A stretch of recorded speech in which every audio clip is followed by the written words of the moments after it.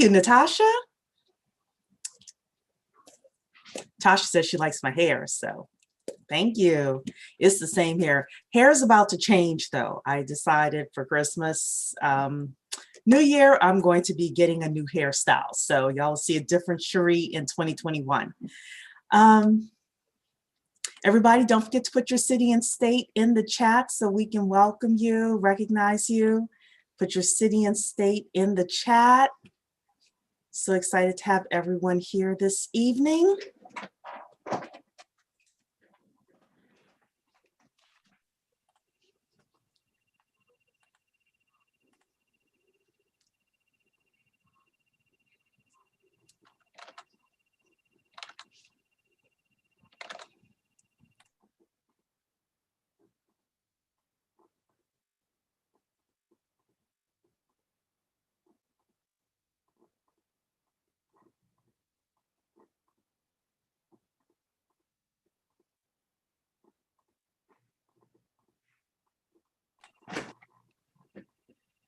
Good evening to everyone. Put a 1 in the chat if you already own a piece of property, any type of property. Put a 2 in the chat if you do not own any real estate whatsoever.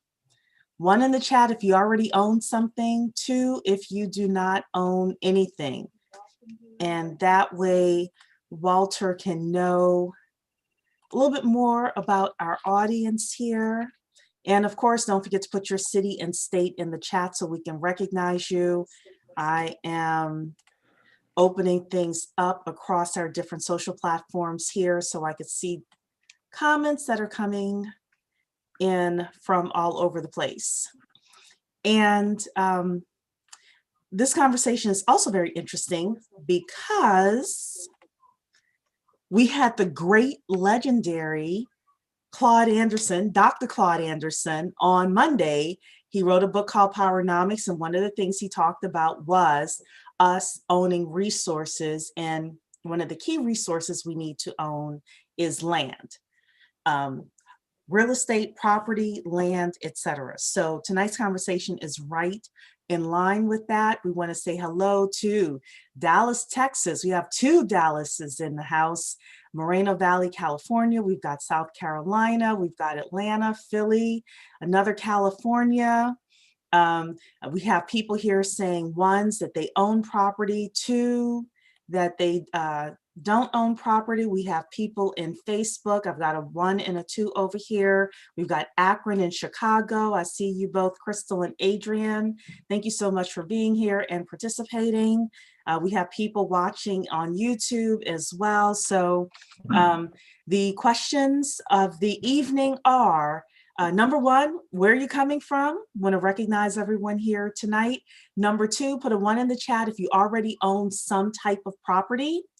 Number 3 in the chat, 1 in the chat if you own property, 2 in the chat if you don't own anything, you're brand new. 2, ownership. You know, hopefully you'll want to own something by the time we are done today. And I will also say that owning land is not just about tenants and toilets and being a landlord either. There are a lot of different ways that we can own land, that we can profit from land. We had Erica Williams come in to talk to our members about investing in debt. When you start talking about developing your family banks, and she has talked, or did talk, sorry, on Tuesday evening about different types of ways that you can invest in real estate without actually even owning the real estate. You can own the paper. And you could do that through your family bank. So we've got, someone is closing on their first home on 12/28. Yay, congratulations. We've got Boynton Beach, Florida here. We've got Chicagoland owns a condo. We've got Alabama in the house. I see more 1s, more 2s coming in. So you got a bit of a mixture, Walter. Good evening to you as well. Well, good evening. It's almost not fair to come behind the great Dr. Claude Anderson. That is almost not fair at all, I tell you. I'm But I will say this. So first of all, everyone, I'm going to put the link in the chat for our 2021 survey. If you want to participate in our 2021 survey, we're asking people now what you want to learn in 2021, what we're doing right, what we can improve on, because we want to give everybody a wow experience within the 10K project. But thus far from the answers that we've received, we have a lot of people who are saying, you know what I'd really like? I'd like some mastermind sessions where we're actually able to come together in smaller groups and talk about what we're learning and turn it into actionable steps that we can do. So that's going to be one of the things we're going to play around with, how to actually implement that in a way that we, the officers, don't have to do everything. So we may be asking some of you to volunteer to lead some of those mastermind sessions. We'll give you the Zoom platform and all of that, and you can set up the meetings, and and we'll advertise them for you. And we'll have to talk about that because we have to talk with our legal counsel with regards to how to do that. But Walter, don't worry about coming behind Dr. Claude, because yeah, I people tell you. now want to know, okay, Dr. Claude gave us this big vision. How do we actually implement it? What do we actually do? So Yeah. Shelby is saying, I'm blessed to own 4 properties. Love it. Got Florida in the house, Connecticut, DMV, Naca. Natasha's asking about Naca. We'll get someone to come on, hopefully from Naca. And Walter, I'm sure, can answer questions about Naca.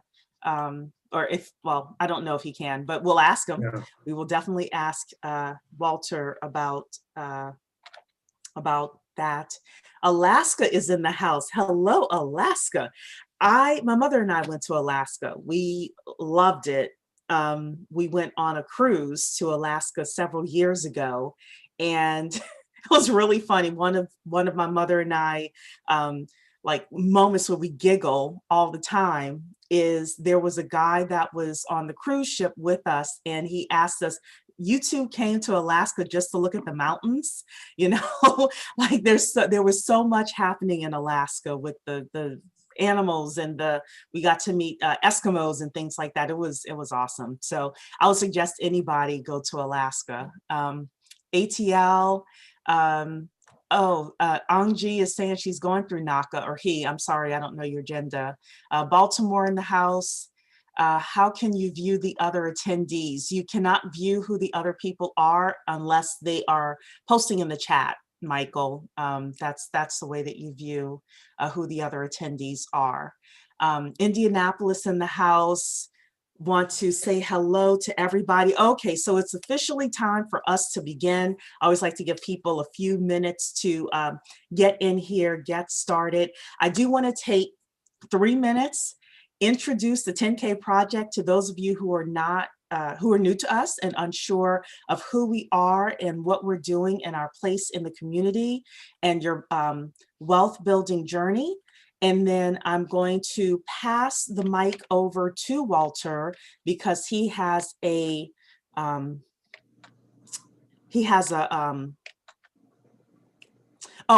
I'm sorry, Walter, if you can stop sharing for me really quickly. Oh, okay. Let me get this. Yeah.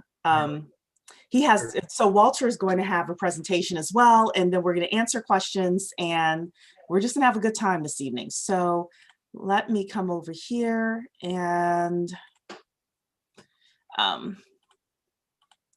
so there is a way for us to build Black wealth and help Black businesses. And I just want to share with you what the 10K project is and why we're unique. Our businesses, all businesses, first of all, need money to start and grow. However, our businesses are very, very far behind. Black-owned businesses are far behind. The reason for that is, number one, we're least likely to get funded. If we are funded, then we're usually funded at 1/3 of the rate of our counterparts, meaning for every dollar that they raise, we raise 33 cents for our businesses. And that's part of the reason our businesses are not growing at the rate that they should grow, because there was a report that said that when our businesses are funded, as well as any other businesses, then we make just as much money and just as much profit as our counterparts do. We also have a situation where the community, everyday people like you and I, cannot participate in the business's growth if and when that business grows. And that's where the 10K project is looking to fill that void. The question is, what if we, the people, could earn returns and share in the profits of the businesses that we're funding and growing? It was something called the Jobs Act of 2012, signed by President Obama, that gave entrepreneurs another option to get the money that they need for their businesses from everyday people like you and I. It's called equity crowdfunding. We're called the crowd, and this is called equity crowdfunding. So this is how the 10K project works with regards to equity crowdfunding. Entrepreneurs by law can raise up to $1,070,000. Starting in January 2021, that amount is going to go up to $5 million that an entrepreneur can raise. The business, if a business is selected, and we focus strictly on Black entrepreneurs that are looking to raise money, if a business is selected, they do something called a Bet on Black pitch, which is similar to a Shark Tank pitch, where they come to the community, they introduce themselves, their product or service, they talk to you about what their plans are for the business, how much money they're raising, what are they going to do with the money, etc. And then you as an individual get to decide if you like that business. You can invest in that business in exchange for partial equity or partial ownership in the company. And the minimum investment is $100. If the company makes it big, then the crowd, meaning all of the investors, get to share in the profits. And if not, investors only lose what they put into the company. Now, in order to be approved for this, you have to go through the Securities and Exchange Commission and FINRA, Financial Industry Regulatory Agency. So the co-founders and I, we had to go and get fingerprinted by the FBI. One of my co-founders, Swan, and I are going to have to go in front of the government and and be interviewed. So we are not approved yet for this, but if we are approved, this is what we want to bring to the community. And this is equity crowdfunding. If you are interested in learning more about the 10K project, you come to the10kproject.com. And if you are interested in being a member, we would love to have you. You would get VIP notifications about the progress of our application. We also have members only wealth building seminars and webinars that we're doing. The mastermind sessions we're doing in 2021 will be for members only. And we also have the Black Family Wealth Challenge, where families are starting to create their family banks. And there's a whole segment in there about how to do it. It's super awesome. So I just would suggest that you come to the10kproject.com in order to learn more. The equity crowdfunding information is not on the website because the government will not allow us to put it on the website. However, we were told by legal counsel that we are able to talk about it in forums like this where we're live. So I just wanted to make sure that everyone knows what we're doing at the 10K Project. I hope that you would decide to become a member of our community. And with that, Walter, welcome again. I'm going to toss it over to you. I know that you have a presentation for everyone this evening. Right. And first of all, I want to say thank you for the opportunity, and also that I don't want to make this a boring presentation, because I was evaluating all the ones that came through, people who already own their homes, and congratulations. And I wanted to answer the young lady's question about what is NACA. NACA stands for the Neighborhood Assistance Corporation of America. It's a nonprofit organization that is an advocate for equitable housing, particularly in the Black community. So you can find out all about NACA. It's a nonprofit organization at naca.com. If you can see my backdrop, I don't know if you can see it, but it has a logo that's called NAREB, NAREB. NAREB stands for the National Association of Real Estate Brokers. The National Association of Real Estate Brokers, our trademark is called Realtus. Realtus.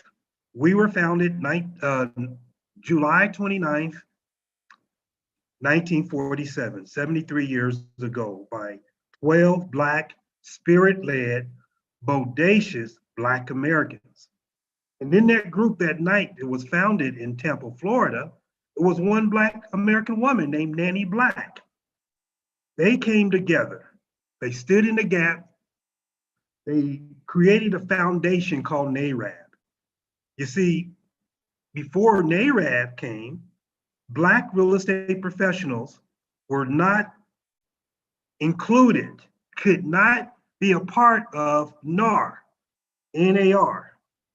NAR stands for the National Association of Realtors, and I am a realtor as well.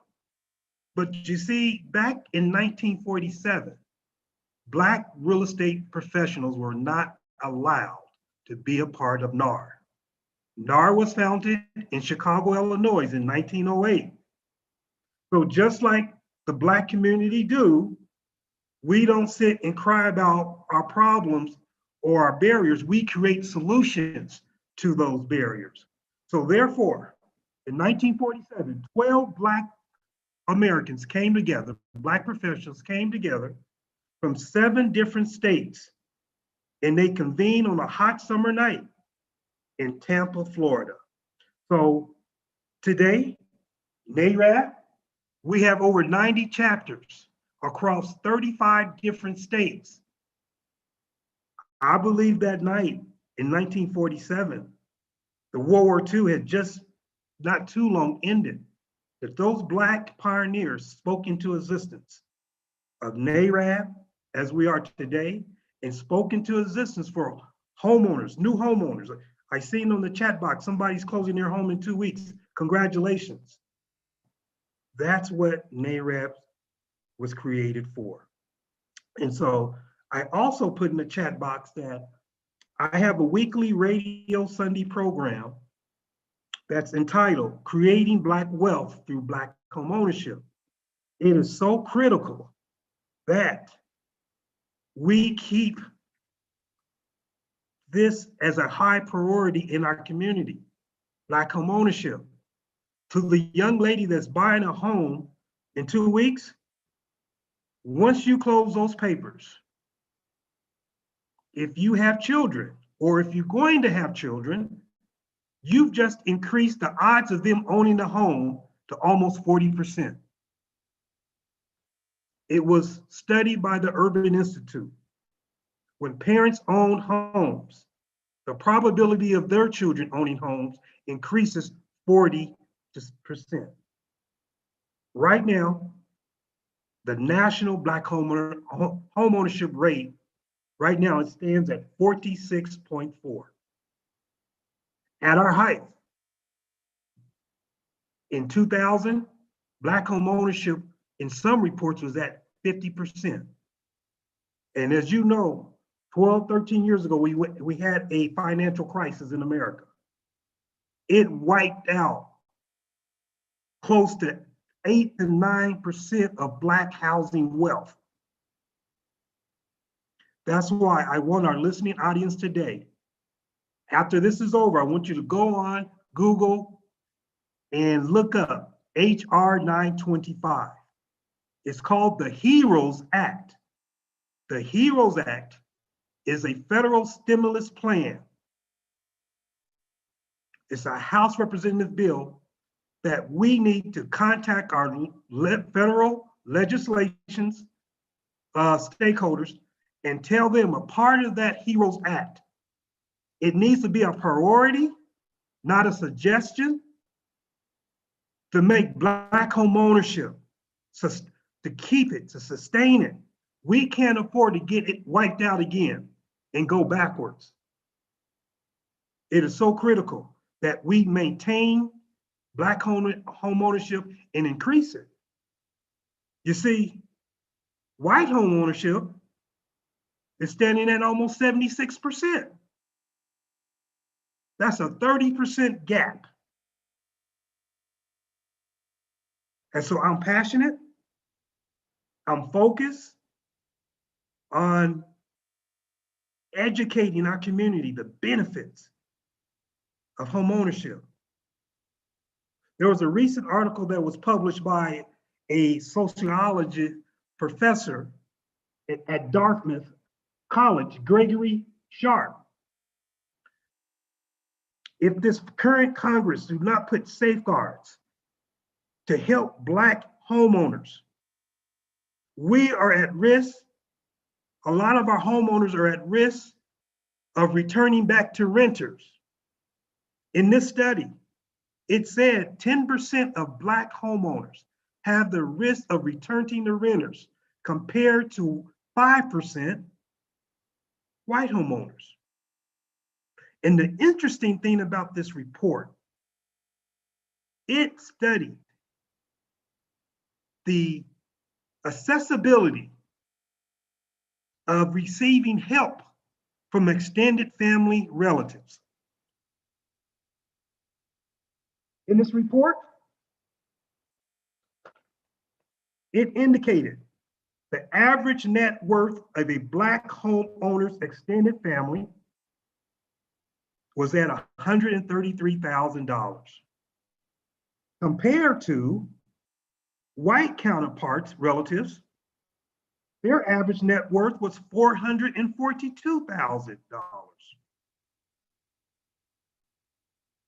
Additionally, 24% of Black property owners' relatives were living in poverty.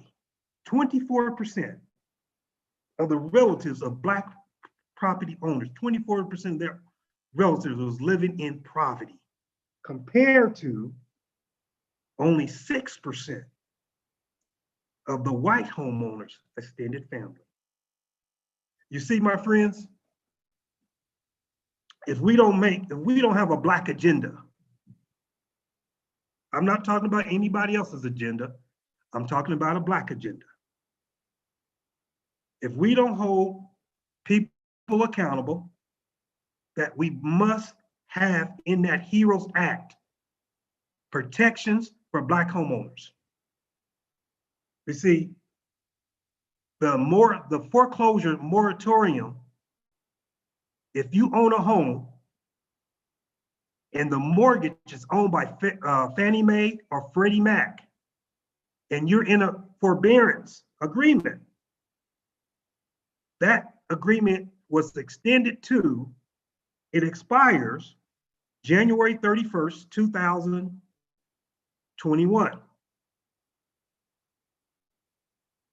It needs to be in writing law that these mortgage servicers, the people who own your loan, who you make your mortgage payment to, it needs to be law that there is clarity and that Black homeowners know exactly all of their options.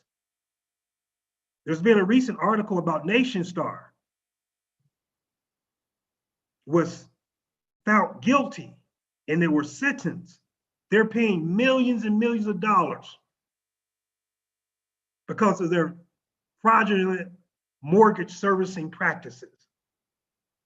I know we're talking about Black homeownership and the wealth that it builds, but we have to have protection for our homeowners right now. We cannot afford to lose any ground in this. So I wanted to give you that information about buying a home. It's so critical that we keep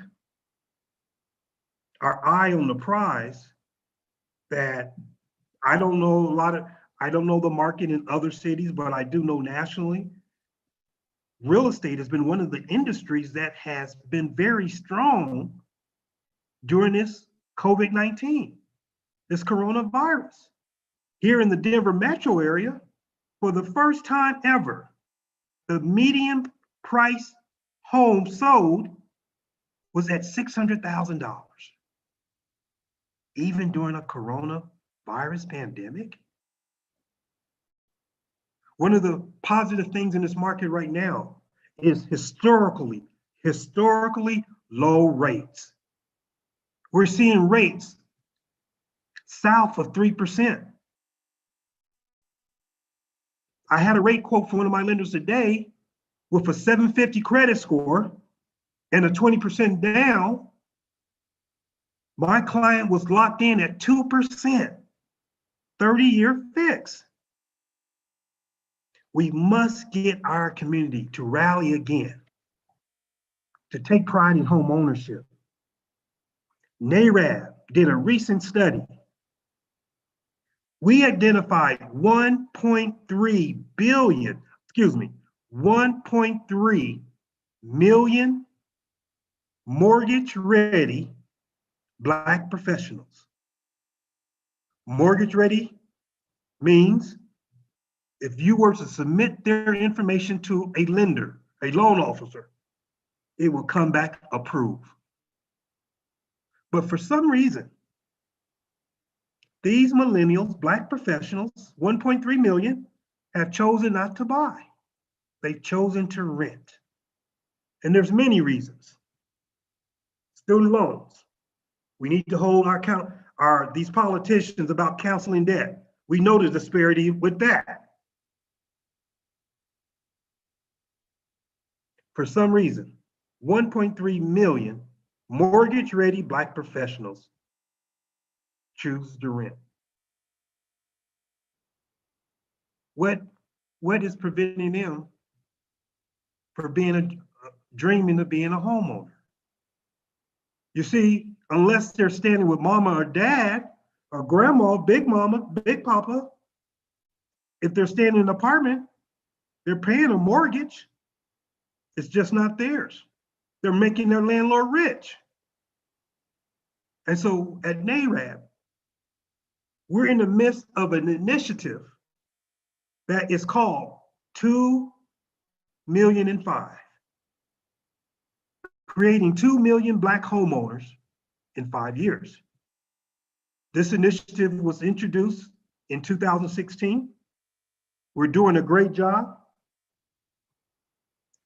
in terms of getting a healthy perspective of where we come.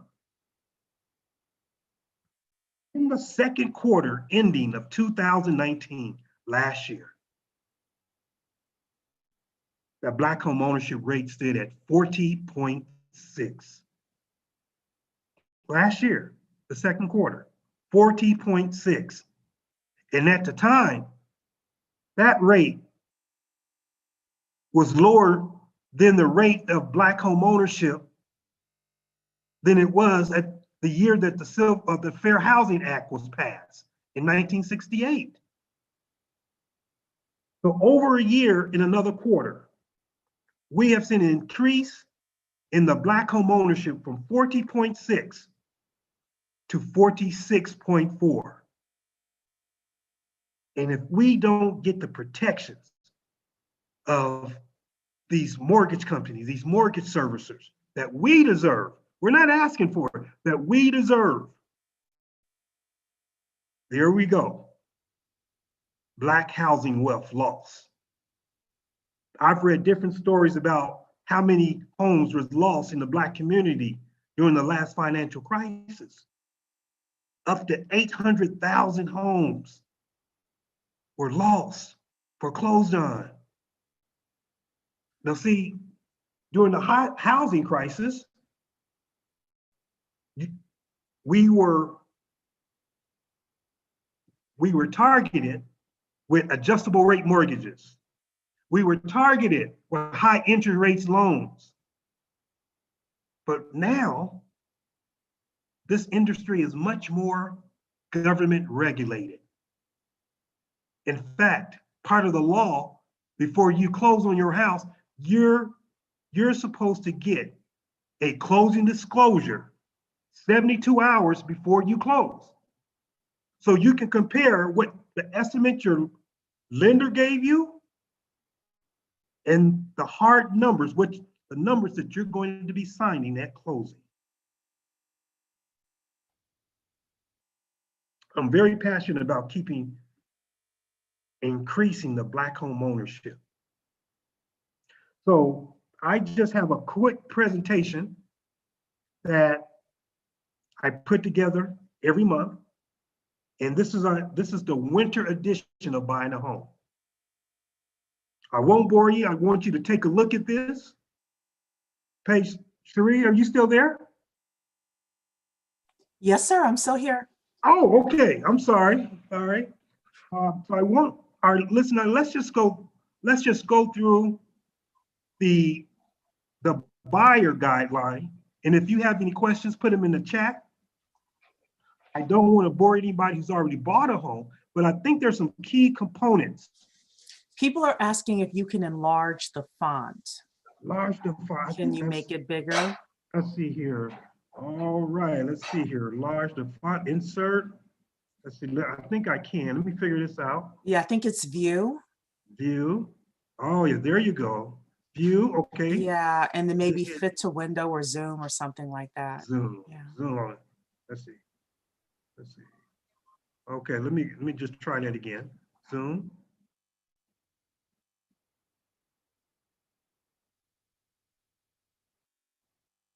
Is that a little bit? Okay, that's a little better. Let me see. Yeah, if I make it bigger. Okay, let me see. Okay. That's probably, I took it to 100. Oh no, make it 200 or 300. Okay, see, I wonder if It won't show the whole page, but that's okay. You can scroll down. I think I might have just did something wrong there. Shoot. Share. And while you're doing that, Terrell has a great comment here. Black people are targeted for subprime mortgages. Why aren't Black people currently being targeted for home loans? I think that is part of what Walter is working on achieving here. And I think it's up to us. I think one of the big things we do is we're waiting for other people to come and save us, instead of us saying, you know what, let's put together our own programs and do our own outreach. Right, exactly. It's a personal thing for me. Oh man, I And am someone is sorry. saying you may need to show it in presentation or show mode. Okay, I'm gonna reach it. I'm thinking. Yeah.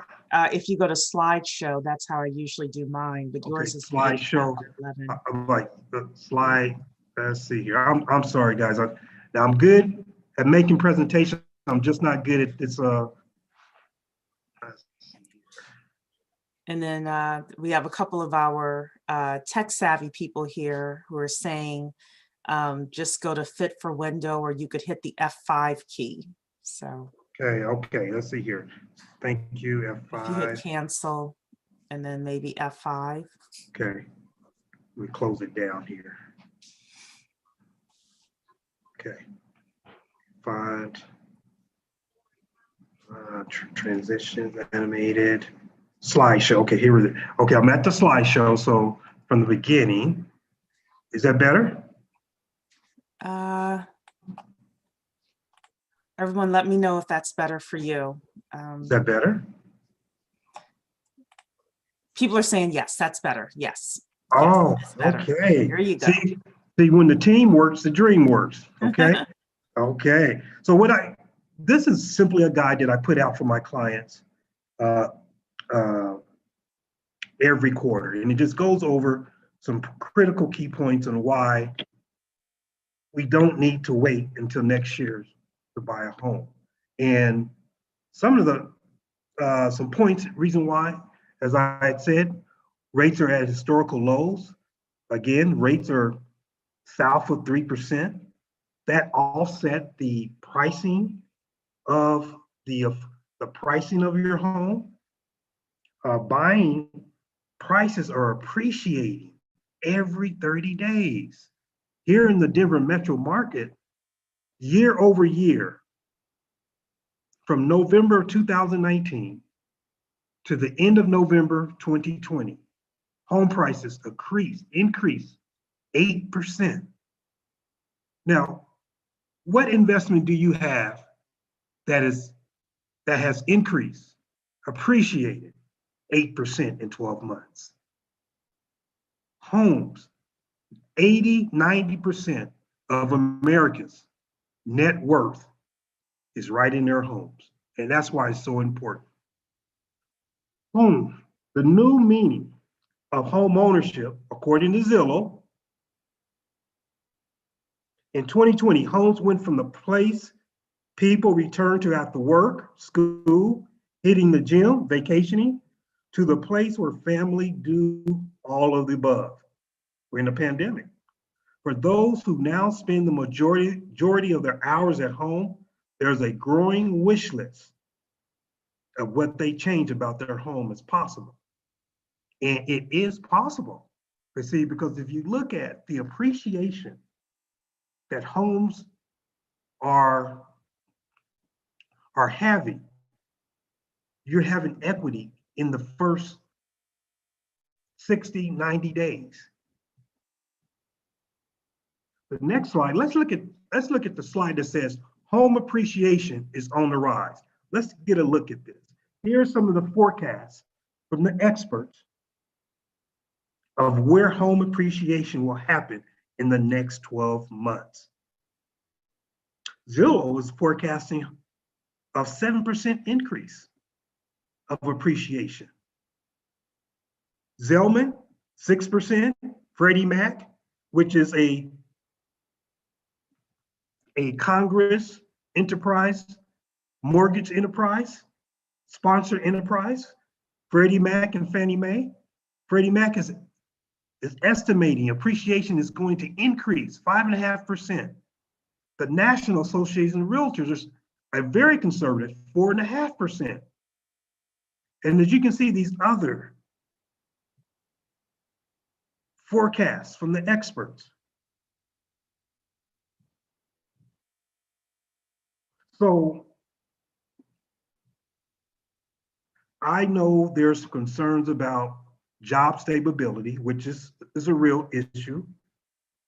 And I get asked the question, when is the market going to bottom out? I don't see it happening anytime soon.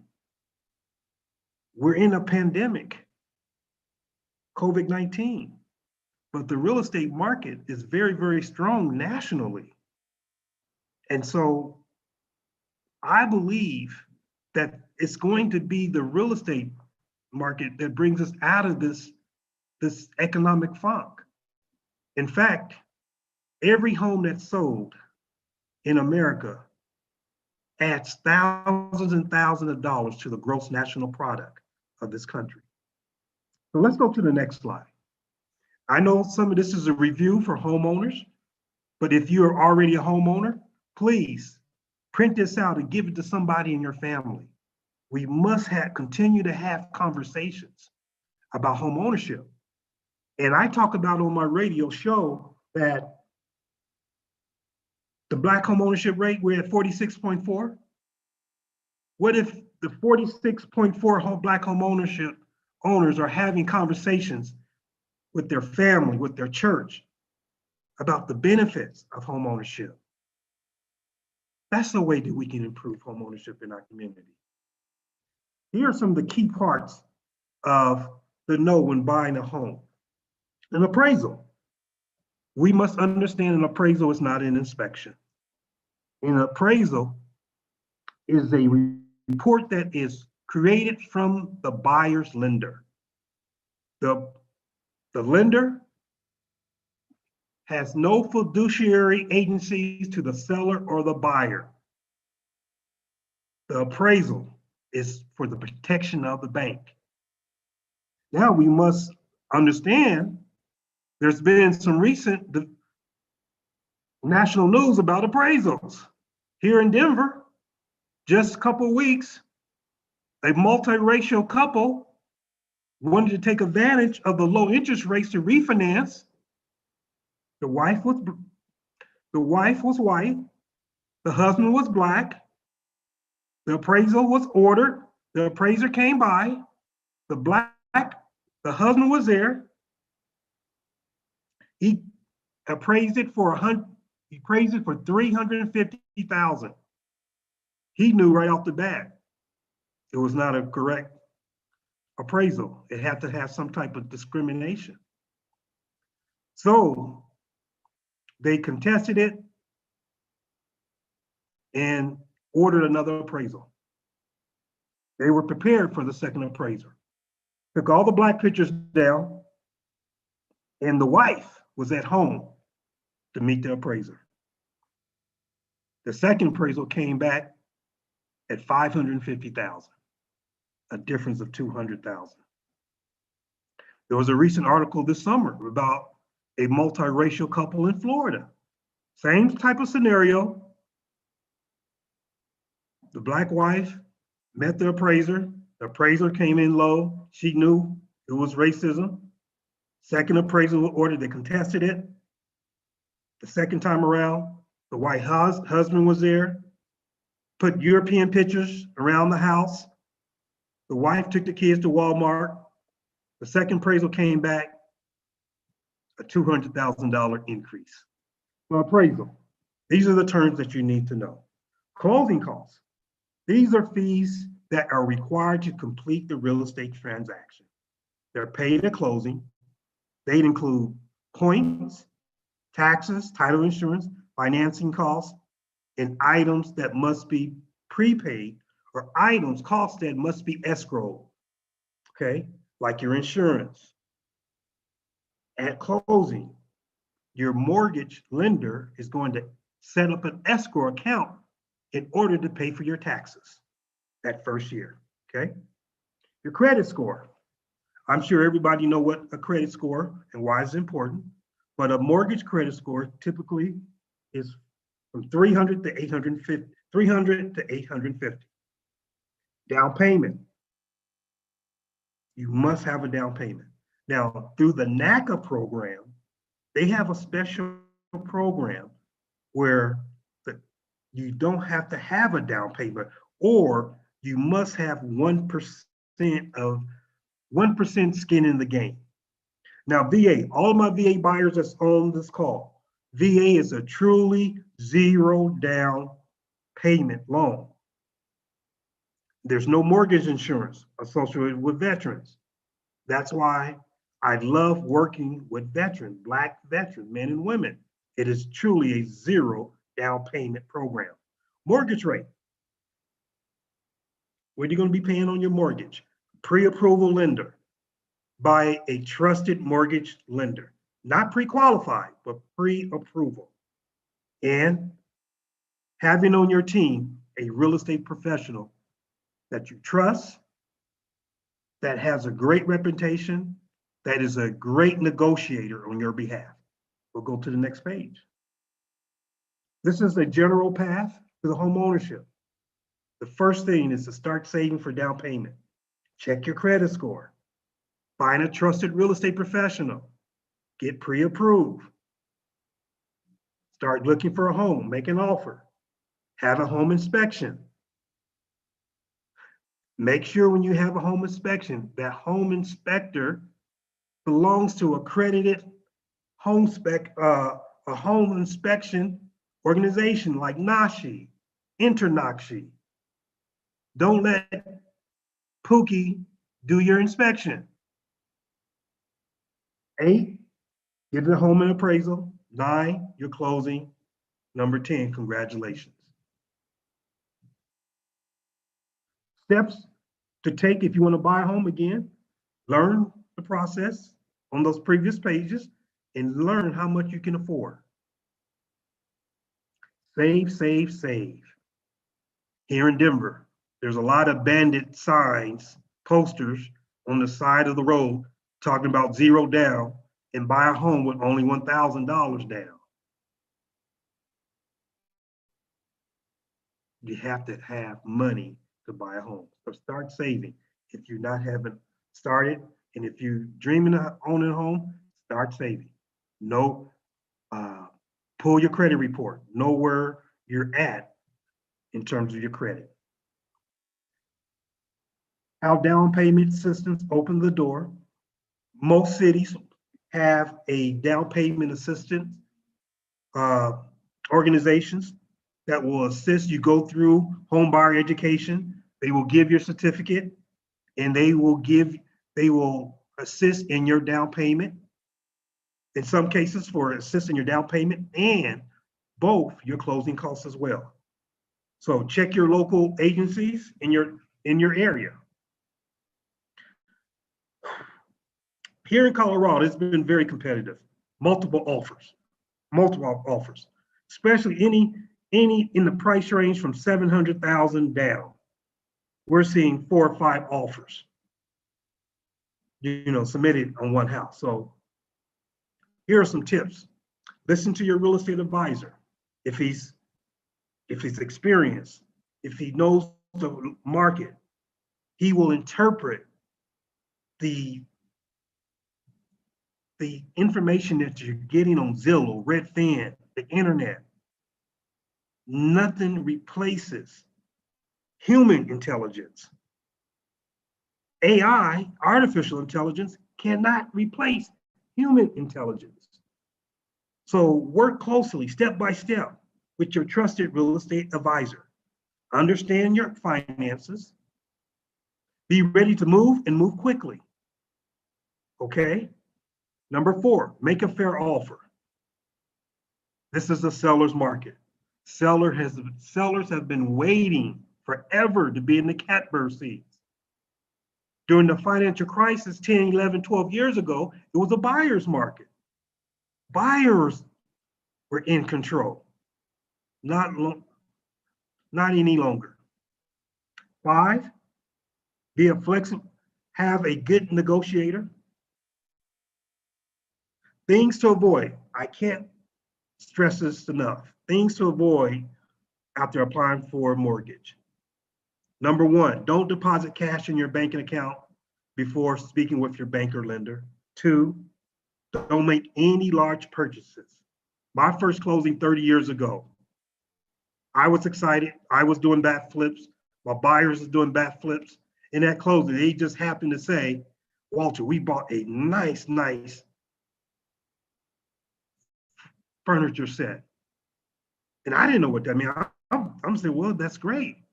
But the escrow lady that was closing that day excused herself out of the room, called the lender, told the lender what my buyer said. My buyer reran their credit. It showed they charged $3,500 on their credit card for furniture. Therefore, throwing their ratio, their qualifying ratios off track, where they could not buy that home that day. So never ever wait till you get the keys. Then you can buy that furniture. You can buy that home. You see, 30 years ago, my buyer, the moving truck was right outside the title company. We didn't close. So be aware of these are the commandments, what not to do after applying for a mortgage. Don't co-sign for anyone. Okay? Don't change bank accounts. Don't apply for new credit. And please, don't close any credit accounts. Quick story. Everybody know what Costco is. For years, Costco only took American Express. American Express, you have to pay in full every 30 days. Credit history makes up 15% of your credit score pie. 15% is a lot. So with Costco changed from taking American Express, where they will accept Visa or MasterCard, they sent out letters to their customers saying, we are no longer accepting American Express. Without educating those customers, please do not close your American Express. A lot of consumers did. And it wiped out all that good credit history that they had achieved over the years, paying off in full. So please do not close any of your credit accounts.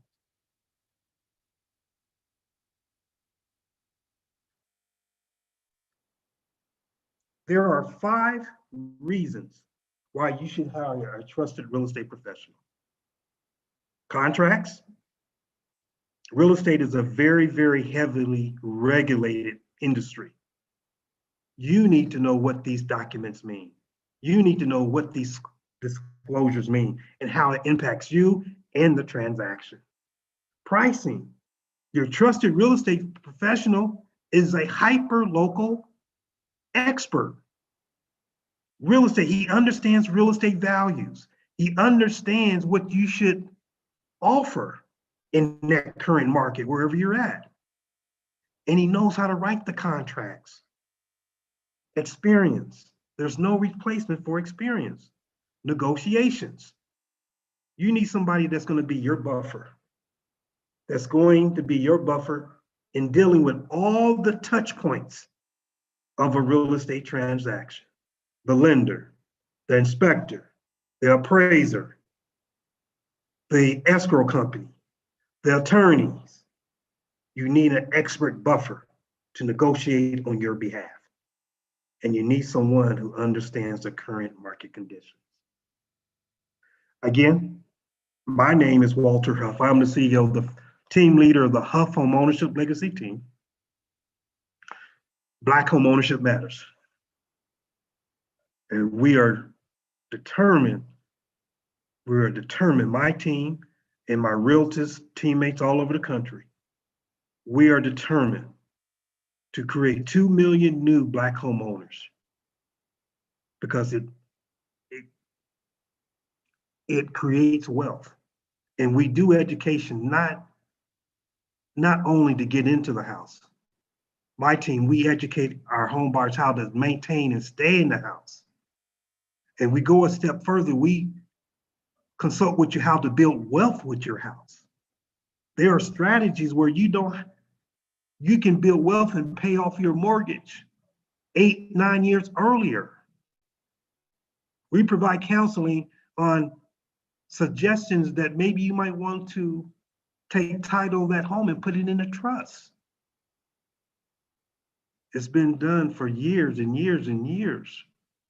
And it's time for the Black community to lean in and level and leverage this wealth tool. And so I just want to say thank you for your ear today. Again, if you want to learn more about me, again, I'll put in the chat box. I have a weekly radio show every Sunday entitled Building Wealth Through Black Home Ownership. And so thank you for your time. Thank you for your ear. Everybody, of course, give a virtual round of applause for Walter here. There's a ton of questions in the chat on our social media. So we're going to do a little bit of rapid fire over the next 10 minutes. And Phyllis is saying, I don't see that info. Are you talking, Phyllis, about the radio show? We can repost it here. So Walter, when you post, make sure it says all panelists and attendees. Okay. Otherwise, people won't see it in the Zoom. Okay. Okay. Yes, I get you. Yes. So I had done that before, but there's been so many comments and questions that it's kind of gotten lost up there. So if you'll repost it for everybody. And we're going to take some of the questions here that you all have. So Kevin, first of all, is asking, Walter, are you not concerned that some markets are overpriced and will lead to a bubble? That's a good question, Marcus. Thank you. There are some concerns. However, the statistics says that this is not like the market that was during the recession, and here's why. There's no adjustable rate mortgage. I'm not saying that. Back in the recession markets, only thing you had to do to get approved was have a pulse or breathe. Mm-hmm. Okay. Nowadays, it is heavily regulated, and the appreciation on the average in all 50 states, every homeowner has appreciated in a 12-month period at least $11,000 to $12,000. and let's say it does go to a bubble, Marcus, there's equity there where the homeowner will be able to sell and get some type of equity back. We will not see these foreclosures. In my opinion, we will not see a bubble again, not for a while. Okay, another question from Kevin. Do you suggest moving to more mid-major markets rather than major markets, i.e. Decatur versus Atlanta, Sacramento versus the Bay Area? Well, we have a very smart, intelligent community here. There's NAR just published a report that we're starting to see mobility to the small, mid-sized towns, which I found very healthy for the economy. So yes, we're starting to see millennials, high-tech millennials, especially in this time where you can work from home. Mm-hmm. We're starting to see people move to these small, mid-level towns, Des Moines, Iowa, Wichita, Kansas, also Oklahoma, and their money purchased more, has more buying power than in these big cities like Denver, Atlanta, LA. Now, these coastal cities like LA, Seattle, Denver, we're starting to get a lot of this relocation. And they're coming here plopping cash. It's a good deal here. We're getting a lot of relocation buyers from New York because we're in, we're like in the middle of the country. So yes, we're starting to see small, middle-sized towns. Yeah, I mean, I can say the quality of life that I have, we made the move a little over 2 years ago, and I'm just so grateful we did it pre-Rona. Pre-Rona, never heard about that. That's a good word. Yeah. Yes. Rhonda's asking how people are able to download the book that you just showed or the presentation. So is it up on a website somewhere? Let's see here. I wonder if I can put it in a chat. I don't think so, unless it's a Google document. You emailed it to us, so I will say this. I did. Anybody who is on our email list, and if you're in the Zoom chat, you're on our email list. Any place else, you may not be. So come to the10kproject.com and just sign up for any webinar on our calendar of events, and you'll be placed on our email list. So we'll send it out tomorrow, Rhonda. We'll send it out to everybody. Okay. And Sherry, what I would do, I just completed my winter edition, so I'll send you the most recent one. So okay, send it this evening. I'll send it this evening. Send it this evening, yes, and I'll send it out like 9 o'clock tomorrow morning. Okay, sounds good. Okay. We have other questions in here. So Miss Vivian refinanced her home mortgage from 4.1 to 2.5% in 15 years. Then she pays an extra $400 towards principal each month. You go. There you go. Are definitely doing it, Miss Vivian. That's wealth building. Keith is saying, I own a small 1-bedroom condo with $44,000 balance remaining. I want to buy a single family home as my condo to accommodate, single family home to accommodate my family. If I pay off the $44,000 balance, will I fall into the first home buyer category again, where I can reap the benefits being offered to that population? I will speak to what I'm aware of in the Denver market. We have programs that expands beyond the first-time home buyer. The first-time home buyer for certain programs is identified from the IRS of not owning a home in 3 years. However, there are first-time home buyers that it's not a first-time home buyer program, but they are home buyer programs. So it just really depends, Keith, on where you're living at. And I can find out what type of programs are in your area. If you give your information to Cherie gives it to me. But it just depends on your city, your municipality, and what kind of home buyer programs and what is their definition of that home buyer programs. So we're starting to see a lot more flexibility. And I want us to pay attention to what the current incoming legislation president, they made us a lot of promises. They made us a lot of promises Lord about, Jesus, don't get me started on that. I've got to start it. We got to hold them accountable. We got to hold them accountable. Well, did you They hear made about that mess that Biden did with the NAACP and Reverend Sharpton and all of the civil rights leaders on the phone? It's a mess. That's why I'm being coached. I'm in Dr. Claude Anderson Powernomics class right now because Dr. Claude keeps it real. Okay, we have to hold these guys accountable. The Heroes 925 is federal money, stimulus money, but we need to have special priority. We need to have a Black agenda, not a suggestion, not a suggestion. This ought to be a demand, because if we are not protected with our current Black homeowners, we're going to be in trouble. Yeah. We're going to be in trouble. Yeah. Anyway, you got me preaching. I get upset about it.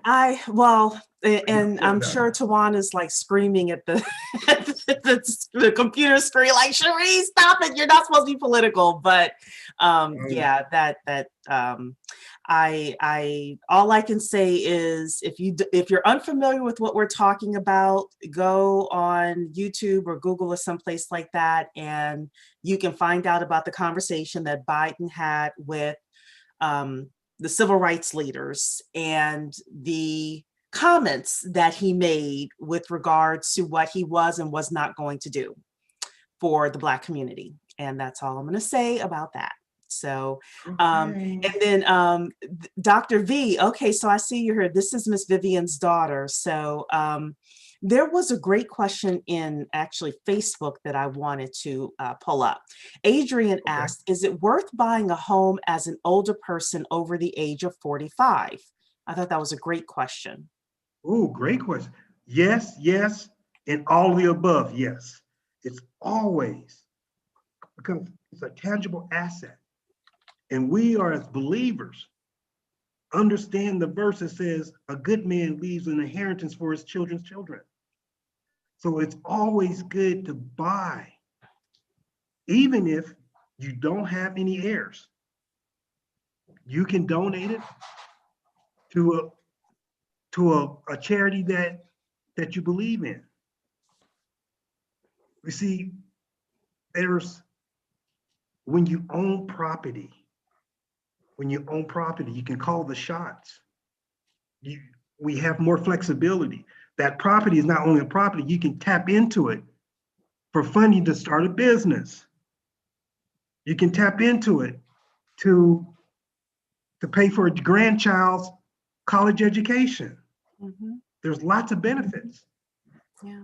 So we're going to go ahead. I'm sorry, Walter. Yes. Go ahead. I didn't mean to interrupt. No, I'm good. Okay. I can preach so all night. We're going to go for another 10 minutes just because, it's getting kind of late here. So I'm just going to pick the best questions, and then Walter will give you his information so you can contact him with additional questions. So, and when I say best, I mean like overall, questions I think would apply to a lot of different people. So Damon is asking, what credit score range do you recommend first-time home buyers have? Damon, great question. I want to say there's programs that will lend if you have at least a 620. But keep in mind, the higher the credit score, the more options you have. You get a better rate, the higher your credit score. The terms, you don't have to put as much down. So the higher your credit score, the better rate in terms you're going to get. But 620 with a good lender, that should be good enough. Perfect.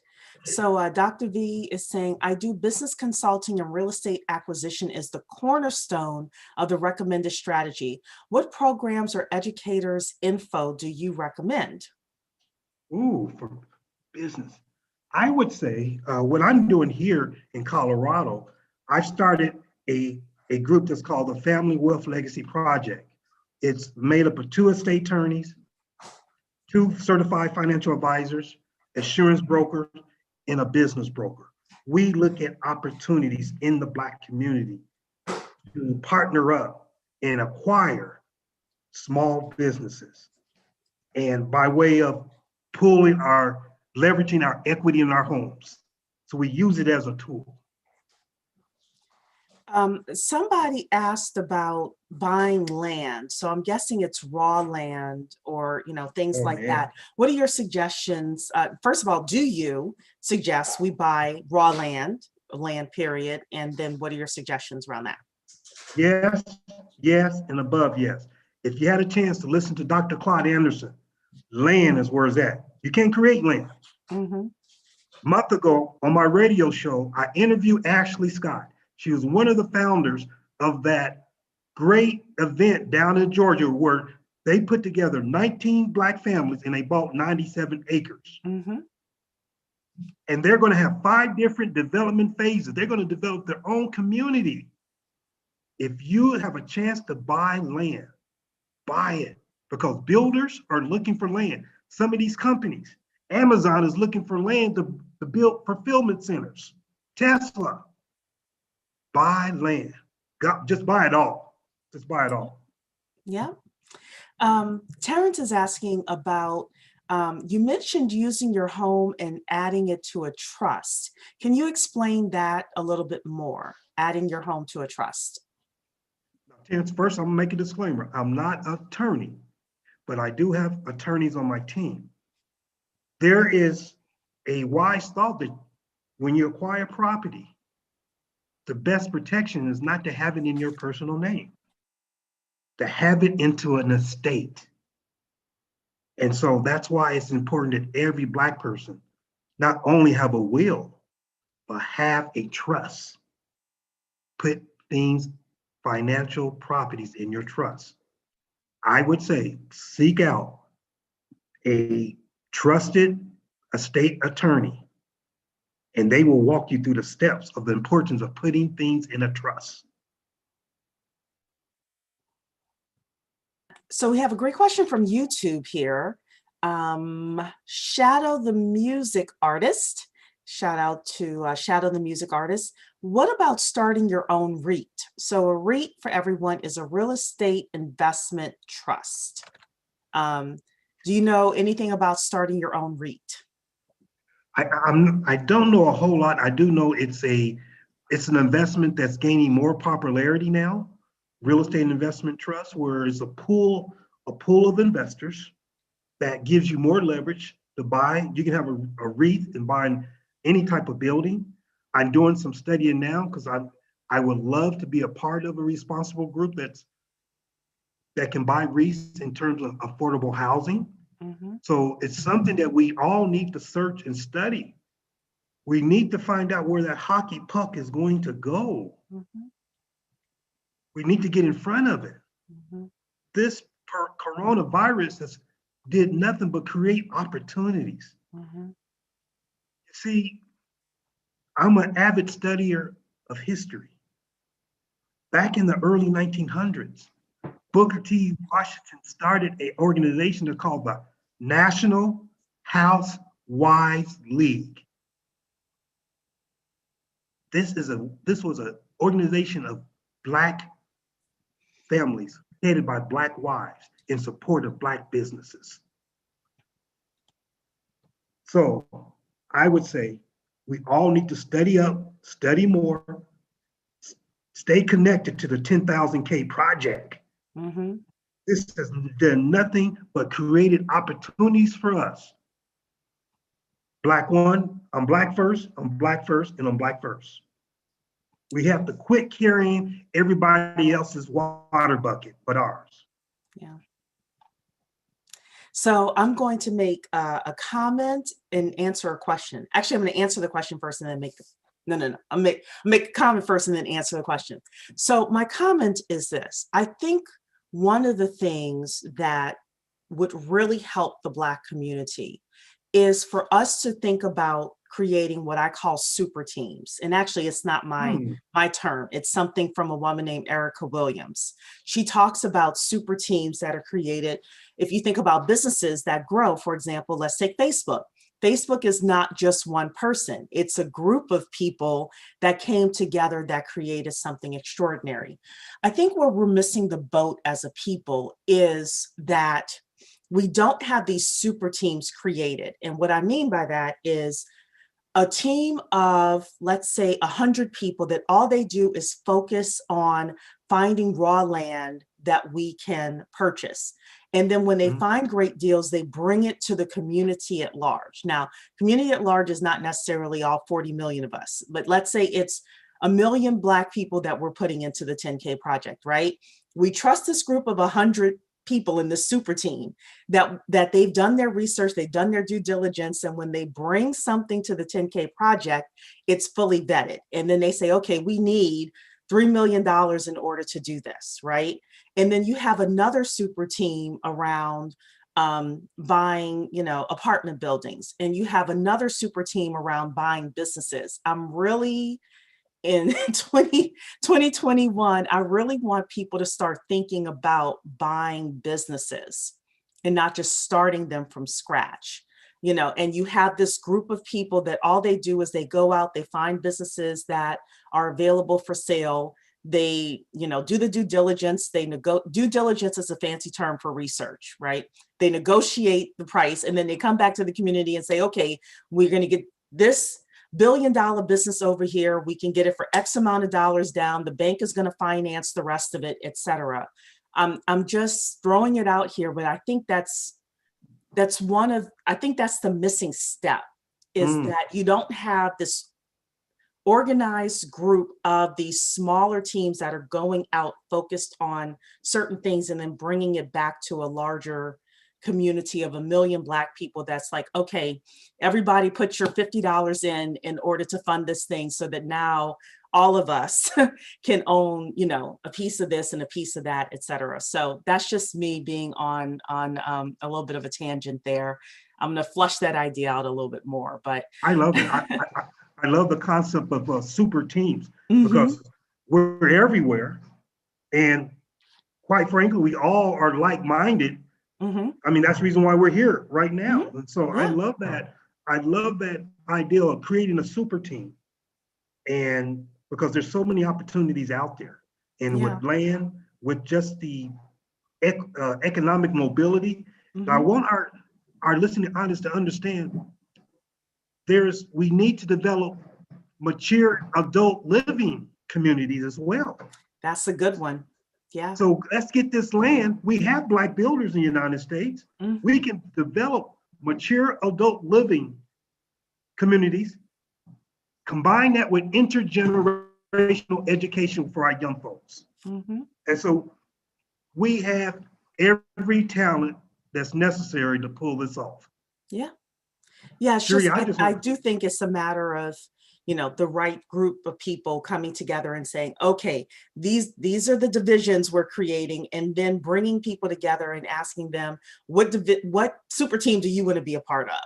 And yes. then you go, you go to that specific meeting, and then you all come up with your agenda, and you figure out like you know, what you're bringing to the team on a quarterly basis or whatever. I know that there are people who are smarter than me who would know how to do this. It just surprises me that it hasn't been done yet. So anyway, Rhonda's also asking how to get federal contracts and become certified as a disadvantaged business. You are in luck, Rhonda. If you are a member of the 10K Project, tomorrow we have a woman named Dr. Zamora Olin who is coming to Ooh, speak with us about great. assessing your readiness to get federal contracts. She used to work for the federal government. She closed over $3 billion worth of business for the federal government. So she knows that piece of it. She's seen all the proposals that come through and, all of this. So Rhonda, if you are not a member of the 10K Project, I would suggest you become a member of the 10K Project just to get access to that. Dr. Z is really good, and she knows the ins and outs of federal contracts. And I'll also say Excellent. another thing. A lot of people want to focus on federal, but there's a lot of money in city and state and county. Some Absolutely. of these small towns have money. well, all small towns have money, but we're sleeping on a lot of the Mm. smaller municipalities as well. So I'm just going to make that statement. And do you have any final comments, Walter? Cherie, I just want to say, let's keep the momentum and let's not get caught up in what we're hearing on NBC, Fox, CNN. Mhm, Let's let's stay connected to Dr. Claude Anderson, mhm. Dr. Boyce Watkins, Cherie Warwick, the 10K Project. That's what we need. That's how we're going to move the needle. Yeah. There's opportunities out there. And so, Cherie, I just want to say, Thank you. And I support what you're doing as well. I believe that um, the majority of us need to be homeowners. I know home ownership is not for everybody, and people have, but all of us can be investors. I always all say of us that can be investors. all of us can Yes. be investors in some sort of way. So, and the majority of us, we are able to close the wealth gap within our families by having a paid off house when we pass, for the majority of us. So thank Absolutely. you so much.